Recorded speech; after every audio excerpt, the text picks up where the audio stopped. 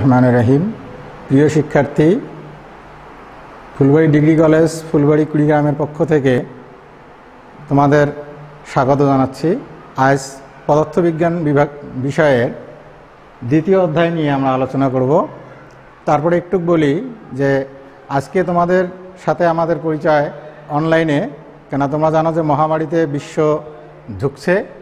তারপরেও শিক্ষা মন্ত্রণালয়ের নির্দেশনা অনুসরণ করে অধ্যক্ষ এবং উপাধ্যক্ষ মহোদয়ের ঐকান্তিক প্রচেষ্টা এবং সার্বিক সহযোগিতায় আজকে আমরা পদার্থবিজ্ঞান বিষয়ের উপরে অনলাইন ক্লাসে আলোচনায় আসি।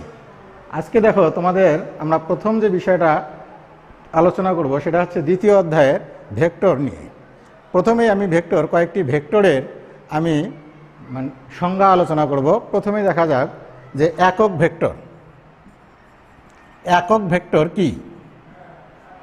আমরা প্রথমেই যদি বলি যে ভেক্টরের মান 1 তাকে একক ভেক্টর বলে, তাহলে 1 বলতে আমি কি বুঝি? যে কোনো একটা ভেক্টর আমি যদি বলি যে এ, তাহলে এ ভেক্টরের মান যদি 1 হয়, অর্থাৎ এর যদি আমি মান 1 পাই, তাহলে আমি এটাকে একক ভেক্টর বলতে পারি। কিন্তু আমরা যদি এভাবে সংজ্ঞাটা বলি যে কোনো একটি ভেক্টরকে ওই ভেক্টরের মান দ্বারা ভাগ করলে যে রাশি পাওয়া যায় তাকে আমরা একক ভেক্টর বলবো। এই একক ভেক্টর যে চিহ্ন দিয়ে প্রকাশ করা হয়, এই চিহ্নটার নাম হচ্ছে এটা, অর্থাৎ এই চিহ্নটা হচ্ছে ইটিএ। এটা উচ্চারণটা হবে এটা, আমরা ইটা বলি, আসলে এটা। এখানে একটা টুপি দিতে হবে, এটা একক ভেক্টর নির্দেশক একটা চিহ্ন। তাহলে আমরা এই সংজ্ঞাটার চেয়ে এই সংজ্ঞাটা বেশি ব্যবহার করব। তা হচ্ছে যে কোনো ভেক্টরকে যদি কোনো ওই ভেক্টরের মান দ্বারা ভাগ করলে যে রাশি পাওয়া যাবে সেটা হচ্ছে একক ভেক্টর। এরপরে আসা যাক অবস্থান ভেক্টর। অবস্থান ভেক্টর বা পজিশন ভেক্টর। অবস্থান ভেক্টরটা কি? প্রসঙ্গ কাঠামোর মূল বিন্দুর সাপেক্ষে কোনো বিন্দুর অবস্থান যে ভেক্টরের সাহায্যে নির্ণয় করা হয় তা হচ্ছে অবস্থান ভেক্টর। এটা একটা প্রসঙ্গ কাঠামো, তোমরা অবশ্যই জেনে আসছো এসএসসিতে যে এটা একটা দ্বিমাত্রিক প্রসঙ্গ কাঠামো। এই দ্বিমাত্রিক প্রসঙ্গ কাঠামোয় আমাদের এখানে এক্স অ্যান্ড ওয়াই এক্সিস আমি নিলাম। এই দুই এক্সিসের মধ্যে এটা হচ্ছে, তোমরা জানো যে প্রসঙ্গ কাঠামোর মূল বিন্দু, দিস ইজ অরিজিন পয়েন্ট। এই মূল বিন্দুর সাপেক্ষে কোনো বিন্দুর অবস্থান, মনে করা যায় একটা বিন্দু আছে পি, এই বিন্দুর অবস্থান যে ভেক্টরের সাহায্যে আমি নির্ণয় করব সেটা হচ্ছে পজিশন ভেক্টর বা অবস্থান ভেক্টর। তারপরে আসা যাক সরণ ভেক্টর। সরণ ভেক্টর আমরা বলবো, দেখো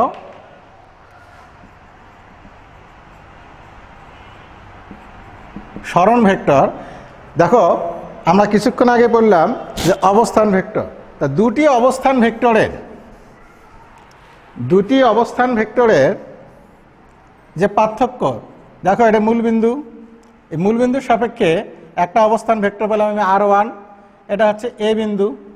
আবার একটা অবস্থান ভেক্টর পেলাম আমি R2, এটা হচ্ছে বি বিন্দু। তাহলে এই যে দুইটা বিন্দুর মধ্যে যে পার্থক্য সেটা হচ্ছে, বা সরণের যে পার্থক্য সেটা হচ্ছে সরণ ভেক্টর। তাহলে তোমরা জানো যে অবস্থান ভেক্টর, এখান থেকে এই ভেক্টরটার দিকটা কি হবে?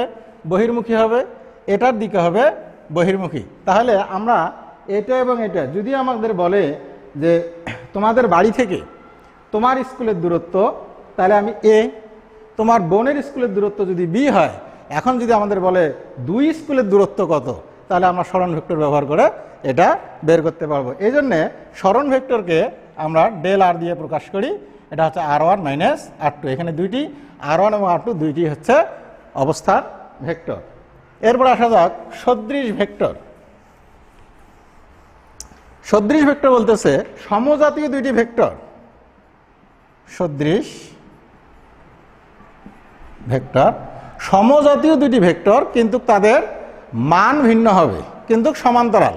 সমজাতীয় দুইটি ভেক্টর, এটা একটা ভেক্টর ধরো তোমরা এ, আর একটি ভেক্টর বি। দুইটি সমজাতীয় কিন্তু অসম মান, একই দিকগামী যদি হয়, তাহলে তাদেরকে আমরা বলতে পারবো সদৃশ ভেক্টর। তাহলে প্রশ্ন জাগে বি সদৃশ ভেক্টর কি? বি সদৃশ ভেক্টর, এখানেও দেখো সমজাতীয় দুইটি ভেক্টর আমি দিলাম, এটাও একটা দিলাম, সমজাতীয় অসমমান, তাহলে প্রায় সেম হয়ে গেল, কিন্তু এখানে হবে দিকটা বিপরীত। তাহলে আমরা সংজ্ঞায় বলতে পারি যে সমজাতীয় দুইটি ভেক্টর অসম মানের যদি পরস্পর বিপরীতমুখী হয় তাহলে তাকে আমরা বলবো বিসদৃশ ভেক্টর। এরপরে আসা যাক নাল ভেক্টর। নাল ভেক্টর আমরা কাকে বলবো? নাল মানে তোমরা জানো যে নাল মানে হচ্ছে জিরো। নাল ভেক্টর বা এটাকে জিরো ভেক্টর বলা হয়, যে কোনো ভেক্টরের মান যদি জিরো হয় তাকে আমরা বলবো জিরো ভেক্টর। কিন্তু এটা আসলে কি যে আমরা নাল ভেক্টর মান জিরো, তাহলে এটার প্রয়োজনটা কি হলো? আসলে কোনো একটি ভেক্টরকে, ওই ভেক্টর যদি সমমানের দুটি ভেক্টর হয় এবং তাদেরকে আমরা যদি বিয়োগ করি তাহলে নাল ভেক্টর পাওয়া যায়। যেমন এ ভেক্টর, এটাকে যদি একবার ওই ভেক্টর থেকে বিয়োগ করি তাহলে আমি যে জিরো ভেক্টর পাবো সেটা হচ্ছে আমাদের নাল ভেক্টর। এরপরে আসা যাক বিপ্রতীপ ভেক্টর।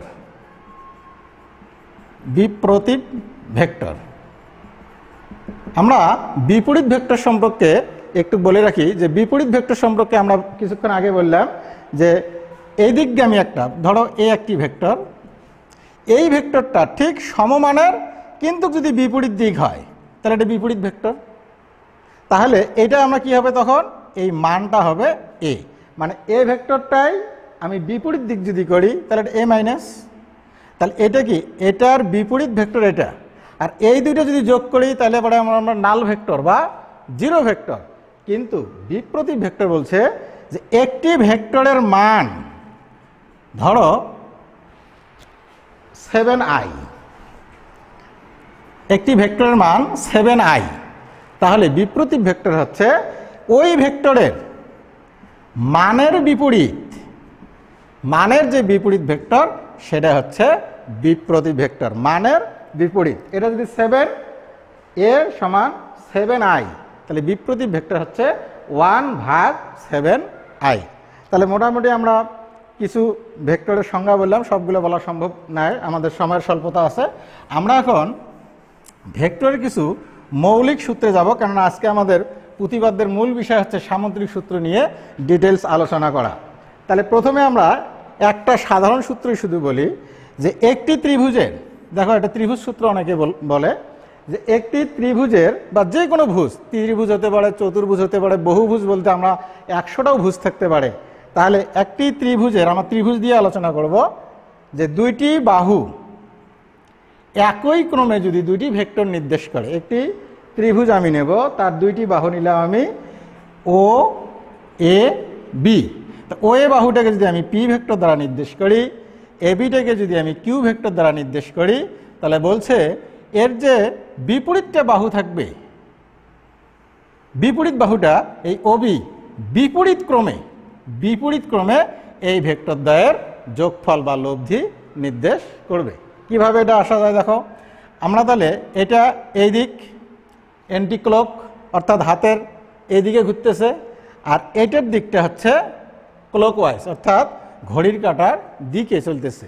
তাহলে আমরা বলতে পারি ও বি ভেক্টরটা কার সমান হবে? O A vector plus A B ভেক্টরের যোগফলের সমান। তাহলে এই ওবিটাকে যদি আমি আর বলি, দেখো আর লব্ধি ভেক্টর যেহেতু আমরা দুইটা তীর চিহ্ন দেব, তাহলে আর ভেক্টর সমান সমান ও এ ভেক্টরকে যদি আমি পি বলছি, পি প্লাস এ বি ভেক্টরকে আমরা কি বললাম? Q vector. তাহলে পি প্লাস কিউ সমান আর। যদি তোমরা বলো যে এই সূত্রটাকে আমরা বহুভুজে নিয়ে যাব, তাহলে কি করব আমরা? দেখো তুমি আর একটা দিক বাড়ায় দাও, তাহলে এটা পি ধরলাম, এটা কিউ ধরলাম, ধরো এটা ডি ভেক্টর, সাপোজ আমি ডি ভেক্টর ধরলাম, তাহলে এখন এটা যোগ করলাম, তাহলে দেখো এখানে এটা এই দিক, এই দিক, এই দিক, তার মানে কি এই তিনটে ভেক্টর হচ্ছে অ্যান্টি ক্লক। তা এটা যদি অ্যান্টি ক্লক হয় তাহলে অবশ্যই এটা কি ক্লকওয়াইজ। তাহলে আমরা এটা বলতে পারি, এটা যদি আমি এক্স ধরি, এক্স ভেক্টর, তাহলে সূত্র অনুযায়ী আমরা কি বলতে পারি? দেখো এক্স ভেক্টর, অর্থাৎ এই ভেক্টরটা কাদের যোগফল হবে? এই পি, এটা যদি তুমি বাদ দাও, এটা বাদ, এটা নাই, অ্যাবসেন্ট হেয়ার, তাহলে এটা যদি বাদ দাও তোমার থাকতেছে কি? আর প্লাস ডি, অর্থাৎ এই দুইটা। তাহলে আমি বলতে পারি আর প্লাস ডি সমান এক্স। এখন আর এর মান কি? P plus Q, P plus Q plus D, this is X. প্রশ্ন হলো এটাকে যদি আমি আর একটু বৃদ্ধি করি, ধরো এটা করলাম, তাহলে কি হয়? তাহলে এটা এদিক, এটা আমি এটাও অ্যান্টি ক্লক দেই, তাহলে অবশ্যই আমাদের সূত্রে কি এটা ক্লক হবে। তাহলে এক্ষেত্রে এটা যদি আমি জেড ভেক্টর ধরি, তাহলে আমাদের কি লেখা যায় দেখো তো, জেড ভেক্টর সমান, জেড ভেক্টর সমান এটা বাদ, এখন এগুলি নাই, এগুলি বাদ, তাহলে এক্স প্লাস এটাকে ধরলে আমি ই ভেক্টর, তাহলে এক্স প্লাস ই ভেক্টর। এখন এই এক্সটা কি P plus Q plus D, তাহলে P plus Q plus D, তাহলে P plus Q plus D plus এই ই তো থাকলেই জেড। তার মানে কি আমি এখন এটা মিশাই দেই, দেখো তো একটা বহুভুজ হয়েছে, এই বহুভুজে একমুখী ভেক্টরগুলো, একমুখী ভেক্টর কি পি কিউ ডি ই, বিপরীত দিকগামী যে ভেক্টর জেড এটার সমান। তার মানে এই ভেক্টরগুলোর যোগফল বিপরীতগামী ভেক্টরের সমান। এটাই ভেক্টরের সাধারণ সূত্র। এই সূত্র তোমার বইয়ে বিভিন্নভাবে পাবা, ত্রিভুজ সূত্রে, বহুভুজ সূত্রে, সাধারণ সূত্রে। আসলে সূত্র একটাই, বইয়ের পরিধি বাড়ার জন্য এই জিনিস সূত্রগুলো ওরা ডিটেলস আরও মানে পাতা বাড়ার জন্য এটা করে, কিন্তু আমাদের একটা সূত্রে জানলে হলো যে কোনো একটি বদ্ধ ক্ষেত্রে, এটা একটা বদ্ধ ক্ষেত্র, এই বদ্ধ ক্ষেত্রে একমুখী ভেক্টরগুলোর যোগফল বিপরীতমুখী ভেক্টরের সমান। তোমরা এটা কারশফের সূত্র যখন আমরা পড়াবো চলতরিতে এটা আলোচনা করব, ওইখানে আরও আলোচনা আছে। আমরা এখন মূল যে আজকের আলোচনা আমি তোমাদের করব সেটা হচ্ছে সামন্তরিক সূত্র, যেখান থেকে একটা উদ্দীপক তোমাদের পরীক্ষায় থাকবে। প্রথমে দেখো সামন্তরিক সূত্রটা আমরা আলোচনা করব। সামন্তরিক সূত্র প্রথমে আমাদের জানা দরকার সামন্তরিকটা কি। এটা না জানলে আমাদের সামন্তরিক সূত্রের কোনো প্রয়োজন নাই। তোমরা ক্লাস 7 থেকে পড়ে আসছো, সামন্তরিকটা কি? সামন্তরিক বলতেছে যে একটি চতুর্ভুজ যার বিপরীত বাহুগুলো সমান ও সমান্তরাল। দেখো এই বাহুটা সমান, সমান্তরাল, তাহলে এদিকে একটা বাহু দেই, তাহলে এটা আবার এটা সমান এবং সমান্তরাল, কিন্তু কোনো কোণই 90 ডিগ্রি নয়, অর্থাৎ সমকোণ নয়, এটাও 90 নয়, এটাও নয়, এটাও নয়, এটাও নয়। তাহলে আমরা বলতে পারি যে একটি চতুর্ভুজের বিপরীত বাহুগুলো যদি সমান ও সমান্তরাল হয় এবং কোনো কোণই 90 ডিগ্রি না হয়, তাহলে সেটা হচ্ছে সামন্তরিক। এই সামন্তরিকে ভেক্টরের সূত্র কি আমরা সেটা একটু আলোচনা করব। দেখো এই সামন্তরিকের সূত্রটা আমি প্রথমে বলি তোমাদের। দেখো প্রথমে আমরা বলি, দেখো এই সামন্তরিকটা যে কোনো একটা কৌণিক বিন্দু আমরা ধরে নিলাম এটা ও, এই কৌণিক বিন্দুতে দুটো সন্নিহিত বাহু, সেটা হচ্ছে ও এ এবং ও বি।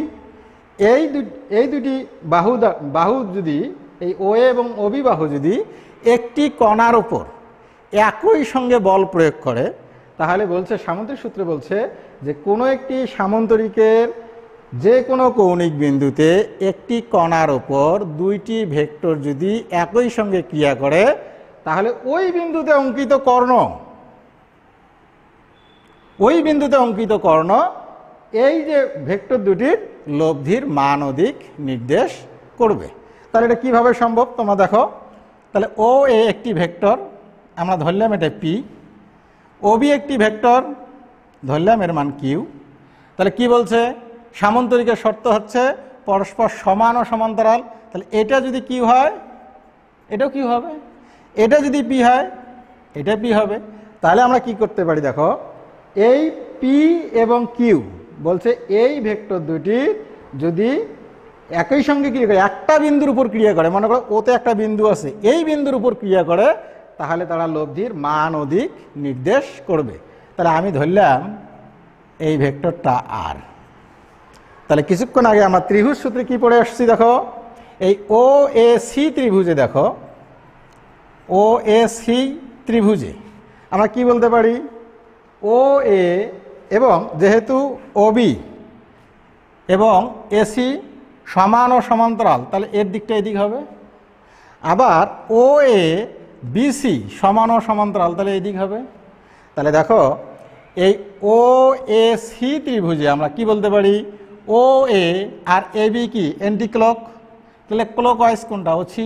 তাহলে আমরা বলতে পারি ও সি সমান সমান ও এ প্লাস এ সি। তাহলে এই ও সির মানটা কি আর ভেক্টর, ও এটা কি পি ভেক্টর, আর এসিটা হচ্ছে কিউ ভেক্টর। তাহলে আমরা কিছুক্ষণ আগে যে ত্রিভুজ সূত্র বললাম ওই সূত্রটার একটা ব্যবহার আমরা পেলাম কি, আমরা সামুদ্রিক সূত্র পেয়ে গেলাম যে আর সমান পি প্লাস কিউ। এটা বলে আমি ভেক্টর, কিন্তু যদি বলে যে এই ভেক্টরের মান কি বা দিক কি, তাহলে আমি কি করব, তাহলে আমাদের এখন যেতে হবে কি মান নির্ণয়। কার মান? অবশ্যই লব্ধির মান। তাহলে আমরা বলবো যে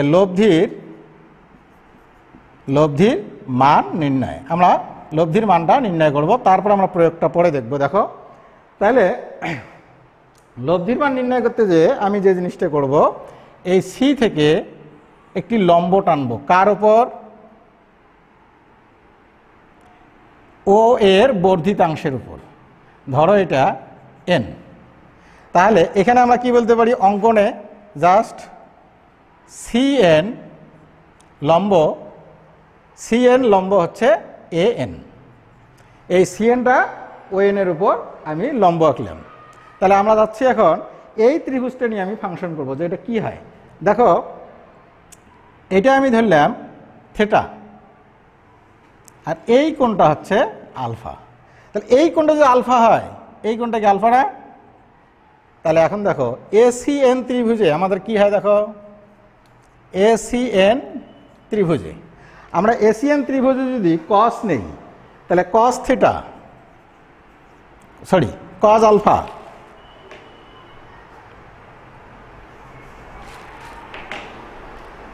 আলফা সমান কি হবে, ভূমি ভাগ অতিভুজ। তাহলে ভূমি কি এন, অতিভুজ কি এসি। তাহলে আমরা লিখতে পারি ভূমি ভাগ অতিভুজ হচ্ছে এ সি। তাহলে এ এন সমান কি পেলাম, এসি কস আলফা। এখন এসিটা কি কিউ, তাহলে কিউ কস আলফা, এটা বলে আমি এ এন এর মান। আমরা একটু উপরে যাই,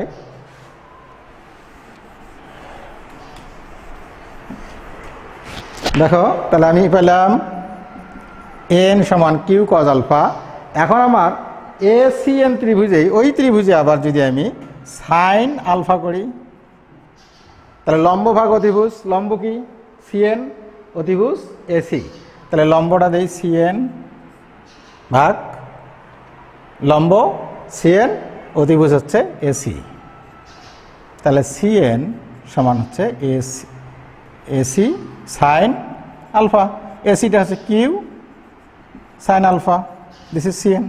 তাহলে আমরা এন এবং সিএন এর মান পেলাম, এ এন এবং সিএন এর মান পেলাম। তাহলে দেখো আমরা এখন ও সি এন ত্রিভুজটা যদি নেই, তাহলে আমরা কি পাই একটু দেখো, আমাদের এই পাশে আসতেছি, একটু দেখো, আমি এই বোর্ডটা ইউজ করব, তাহলে সুবিধা হবে। দেখো আমাদের এটাতেই করি। তাহলে ও সি এন ত্রিভুজে আমরা দেখো ও সি এন ত্রিভুজে যদি আমি পিথাগোরাসের সূত্র ব্যবহার করি, তাহলে আমরা কি পাবো, দেখো তো ও সি স্কোয়ার সমান O N square plus C N square. তাহলে এখন এই ও এনটাকে আমরা কি কি লিখতে পারি, দেখো তো ও এ প্লাস এন লেখা যায়। তাহলে আমরা লিখলাম O A plus A N square plus C N square, আমরা সি এনই রাখবো। তাহলে এখন O A square plus A N square plus 2 O A N plus C N square. এখন এই ও এটা কি পি, তাহলে পি স্কোয়ার প্লাস এনটা কি কিউ কস আলফা, তাহলে Q square cos square alpha plus 2 O A ওয়েটা কি, ওয়েটা হচ্ছে P N Q cos alpha plus, আর একটু এদিকে যাচ্ছি, সিএন হচ্ছে Q square sine square alpha. তাহলে দেখো এটা এবং এখান থেকে যদি আমি কিউ স্কোয়ার কমন নেই তাহলে কি হয়, দেখো P square plus Q square, আমি সাইন স্কোয়ারটা আগে লিখব, প্লাস কস স্কোয়ার লিখলাম, plus 2p Q cos alpha. আমাদের একটু মিশিয়ে নিচ্ছি, আমার প্রয়োজন নাই। দেখো তাহলে আমরা পেলাম পি স্কোয়ার প্লাস, তোমরা জানো sine square alpha plus cos square alpha সমান 1, আমরা মানটা বসায় দিলাম 2p কিউ কজ আলফা, কার সমান ওসি স্কোয়ার, ওসি কি আর, তাহলে আমরা লিখলাম আর স্কোয়ার। তাহলে আর সমান সমান হচ্ছে P square Q square twice P Q cos alpha. তাহলে এটা পেলাম আমি লব্ধির মান, যেটা সামুদ্রিক সূত্রে আমাদের উদ্দেশ্য ছিল যে লব্ধির মান নির্ণয়। তাহলে লব্ধির মান আমরা পেয়ে গেলাম আর সমান P square plus Q square plus twice P Q cos alpha, যেহেতু আমরা রুট এখানে বর্গটা তুলে দিচ্ছি, এখানে বর্গমূল হবে। এখন আমরা যাব হচ্ছে দিক নির্ণয়। দেখো দিক নির্ণয়ে আমি একটু এখানে যাই, দেখো দিক নির্ণয়, লব্ধির দিক নির্ণয়, লব্ধির দিক নির্ণয়ে আমরা আবার ওই ওসিএন ত্রিভুজটাই ইউজ করব। দেখো ওসিএন ত্রিভুজে, ওসিএন ত্রিভুজে দেখো ট্যান থিটা, কেন ট্যান নিলাম, আমাদের এই লব্ধিটা এই ও এ বাহুর সাথে থিটা কোণ উৎপন্ন করছে, এই জন্য আমরা নিলাম ট্যান থিটা। আমরা জানি ট্যান থিটা সমান কি, ভূমি ভাগ লম্ব ভাগ ভূমি। তাহলে লম্বটা কি সিএন আর ভূমি হচ্ছে ওএন, আমি সিএনটা সিএনই রাখবো, কিন্তু ওএনকে আমি কি লিখতে পারি, ও এ প্লাস এ এন। তাহলে সিএনের মানটা আমরা বের করা আছে Q sine alpha, Q sine alpha, ও এটা হচ্ছে পি, আর এন এর মানটা আমরা মিশাই দিছি, ওটা পাইছিলাম আমরা কিউ কস আলফা। তাহলে এটা কি ট্যান থিটা, আমরা যদি থিটাটা এদিকে নেই তাহলে এটা হচ্ছে tan inverse Q sine alpha P plus Q cos alpha. তাহলে আমাদের কাঙ্ক্ষিত সূত্র দুটো পেয়ে গেছি আমরা, যে থিটার মান পাইলাম যে লব্ধি তার যে কোনো একটি ভেক্টরের সহিত কি কোণ উৎপন্ন করে, tan inverse Q sine alpha P plus Q cos alpha, এবং লব্ধিটা পেলাম আর সমান P square Q square twice P Q cos alpha. এখন আমরা দেখব যে লব্ধি পি এর সঙ্গে থিটা কোণ উৎপন্ন করছে, কিন্তু যদি তুমি আমাকে প্রশ্ন করো স্যার আমি এই কোণটা ইউজ করব, ধরো আলফা, এটা আমি বিটা দিলাম, তাহলে আমার লব্ধিটা কীরকম আসবে। দেখো আমরা এটা একটু দেখে আমরা পরের ইয়াতে যাই।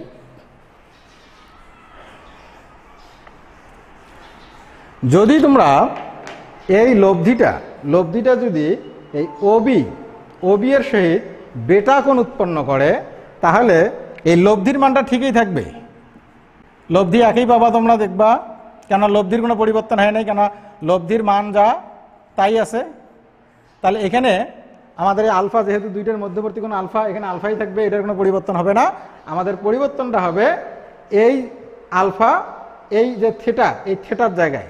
তাহলে এখানে আমরা নিছি ট্যান থিটা, তাহলে এখানে আমি নেব কি ট্যান বেটা। আমাদের মনে রাখার জন্য বলতেছি যে এখানে যখন তুমি থিটা নিছো, উপরে কিউ সাইন, যার সাথে কোণ করছি, দেখো যার সাথে কোণ তৈরি করছি তার বিপরীতটা উপরে গেছে কিউ। তাহলে এখন যদি তুমি ট্যান বেটা নাও, কোণ করছে কার সাথে, কিউ এর সাথে, তাহলে পিটা উপরে যাবে। তাহলে আমি কি দেব, পি সাইন আলফা। তাহলে এখানে যেহেতু পি, তাহলে এখানে হবে Q plus P cos alpha, এটা ট্যান বেটা। তাহলে বেটা সমান সমান হচ্ছে tan inverse P sine alpha Q plus P cos alpha. তাহলে আমরা কোন লব্ধির যে কোণের মানটা পাইলাম, আমি আলফা পেলাম এবং বিটা পাইলাম, থিটা এবং বিটা পাইলাম, লব্ধির মান পাইলাম। এখন আমরা দেখব এটা প্রয়োগে কি কি কাজে লাগে সেটা দেখব। প্রয়োগটা কি হয় সেটা একটু দেখি। দেখো মনে করো চারটা দিক আছে, ধরো পূর্ব, এদিকে পশ্চিম, উত্তর, দক্ষিণ। এটা মূলবিন্দু। এই অরিজিন বিন্দু থেকে তুমি যে কোনো একটা বস্তুকে পূর্ব দিকে 100 নিউটন বলে টানতেছ। ধরো এই বলটা হচ্ছে পি। আবার ওই বস্তুটাকে কেউ একজন উত্তর দিকে ধরো 10 নিউটন বলে টানতেছে। তাহলে তুমি টানতেছ 100 নিউটন বলে, আর একজন টানতেছে 10 নিউটন বলে। তাহলে বস্তুটা যাবে কোন দিকে? তাহলে বস্তুটা যাবে এই দুই অক্ষের মাঝামাঝি দিক বরাবর। ধরো এটা এই দিক বরাবর গেল। এখন যদি তোমাকে বলে যে এই লব্ধির এই যে আর এর মান ও দিক নির্ণয় করো, তাহলে তুমি কি করবা? তখন আমরা কি করব?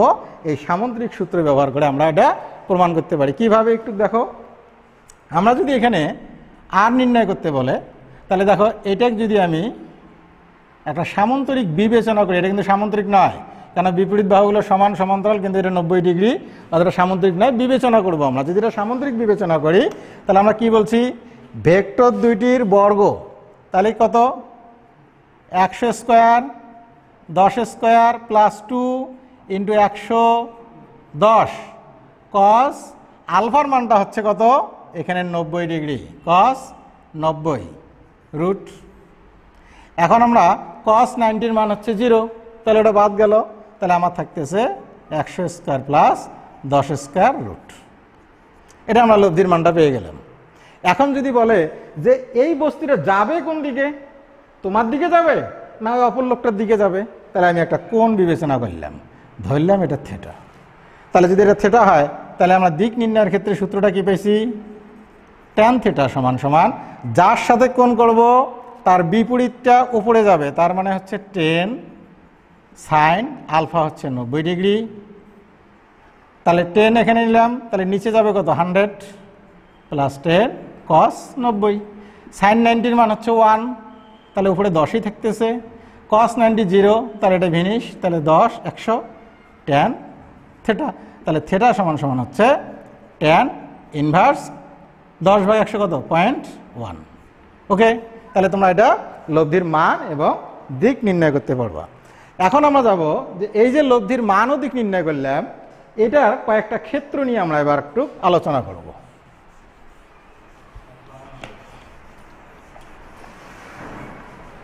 দেখো, আমরা লব্ধির মান এবং দিকের কিছু বিশ্লেষণ করব, যা আমাদের উদ্দীপকে লাগবে। প্রথমে দেখো, আমরা লব্ধিটা পাইছি আর সমান হচ্ছে P square Q square twice P Q cos alpha, এবং দিক পাইছিলাম আমরা ট্যান থিটা সমান Q sine alpha P plus Q cos alpha. তাহলে আমরা দেখো ক্ষেত্র 1, থিটা যদি 0 হয়, অর্থাৎ থিটা 0 হলে, থিটা 0 মানে কি? থিটা 0 মানে হচ্ছে এই কিউ ভেক্টরটা পি ভেক্টরের সমান্তরালভাবে থাকবে, অর্থাৎ আপতিত থাকবে। তাহলে আমরা কি বলতে পারি? এটা যদি পি ভেক্টর হয়, তাহলে এটা হবে কিউ ভেক্টর, যেখানে মধ্যবর্তী কোণ হচ্ছে 0। তাহলে এটা যদি হয়, কি হচ্ছে দেখো, আর সমান হচ্ছে P square Q square, sorry এখানে রুট ওভার হবে, plus twice P Q cos 0। তোমরা জানো কজ 0-র মান 1, তাহলে P A square B square twice A B, সূত্র কি? A plus B whole square. তাহলে আর সমান এটা আমি যদি স্কোয়ার এবং রুট চলে দেই, তাহলে আর সমান হচ্ছে পি প্লাস কিউ। তাহলে এটাকে বলা হচ্ছে ম্যাক্সিমাম মান, অর্থাৎ লব্ধির সর্বোচ্চ মান হচ্ছে কখন পাবো আমরা? একই দিকে যদি দুটি বস্তু টানা হয়।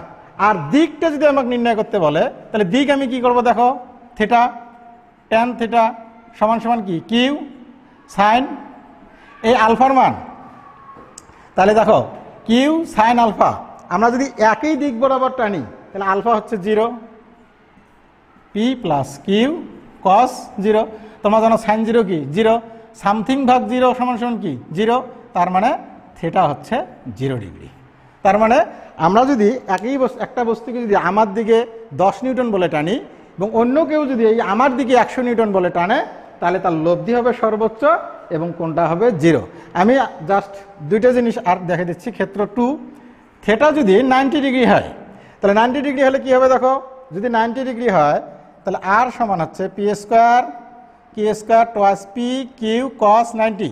তোমরা জানো কস 90-র মান কি 0, তাহলে হচ্ছে পি স্কোয়ার কিউ স্কোয়ার। এই জন্য বলা হয় যে লব্ধির দুটি ভেক্টর, একটি এদিক একটি এদিক, তা দুইটি ভেক্টর যদি পি এবং কিউ হয় এবং তাদেরকে যদি 90 ডিগ্রি কোণে আমরা টানি, তাহলে লব্ধির মানটা হবে ভেক্টর দ্বয়ের মানের বর্গের যোগফলের বর্গমূল। আর থিটাটা তোমরা এখন বের করতে পারবা। আর একটা জিনিস একটু বলি, সেটা হচ্ছে থিটা যদি 180 ডিগ্রি হয় তাহলে আমাদের কি হবে, আর সমান P square Q square twice P Q cos 180। 180-র মান হচ্ছে -1, তাহলে আমার এটা হবে P minus Q whole square root. আর এটাকে বলা হচ্ছে লব্ধির সর্বনিম্ন মান। ঠিক আছে, এই সূত্র ব্যবহার করে তোমরা নদী নৌকার অঙ্ক, তারপর হলে বৃষ্টি ছাতা থেকে আমরা ছাতা ধরে আমরা কীভাবে বৃষ্টি থেকে রক্ষা পাই, এই অঙ্কগুলো করতে পারবা। সময় স্বল্পতার কারণে আমরা আজকে এটার প্রয়োগে গেলাম না। তোমরা নেক্সট ক্লাসে নদী নৌকা এবং ছাতা ধরার অঙ্কগুলো নিয়ে আমরা আলোচনা করব। তোমরা বাড়িতে এই জিনিসগুলো প্র্যাকটিস করো এবং আমার মোবাইল নাম্বার আমি দিয়ে দিচ্ছি, তোমরা মোবাইল নাম্বারে আমার সঙ্গে যোগাযোগ করতে পারো। যদি কোনো প্রশ্ন সম্পর্কে জানা থাকে তাহলে ফেসবুকে আমার সাথে যোগাযোগ করতে পারো। ফেসবুক / আমার নাম্বারটা দিয়ে দিবা, তাহলে পেয়ে যাবা। আর ইমেলে যদি কোনো কন্টেন্ট পাঠাতে চাও তাহলে ইমেল অ্যাড্রেসটা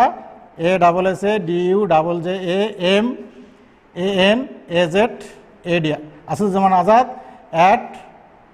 @gmail.com এই নাম্বারে তোমরা আমার যে কোনো প্রশ্ন তোমরা করতে পারো, বা কোনো ছবি বা যেটা বোঝো না সেটা কন্টেন্ট তুলে আমাকে পাঠিয়ে দিবা, আমি তোমাদের সমাধান দেওয়ার চেষ্টা করবো। তোমরা আমাদের সঙ্গে সংযুক্ত থাকার জন্য অনেক ধন্যবাদ।